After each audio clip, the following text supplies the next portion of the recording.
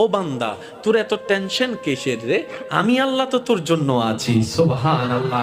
আমি আছি না তোর? আরে যার কেউ নাই তাই না টেনশন করে, যার টাকা নাই সে টাকা নিয়ে টেনশন করে, যার অভিভাবক নাই সে অভিভাবক নিয়ে টেনশন করে, যার মোবাইল নাই সে মোবাইল নিয়ে টেনশন করে। আরে আমি আল্লাহ তো আছি তোর, আমি আল্লাহ তো আছি যিনি ইন্নাল্লাহ আলা কুল্লি শাইইন কাদির। আমি আল্লাহ রহমান তো আছি, আমি রহিম তো আছি, আমি গফফার তো আছি, আমি সত্তার তো আছি। সুবহানাল্লাহ। আমি গফফার তো আছি, আমি রাজ্জাক তো আছি।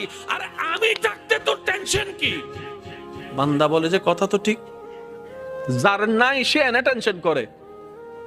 আমার আল্লাহ যদি আমার থাকে, আমার তো টেনশন করার দরকার। তার মানে আমি এতদিন টেনশন করেছি, আসলে আমি আমার আল্লাহকে রাখতে জানি নাই।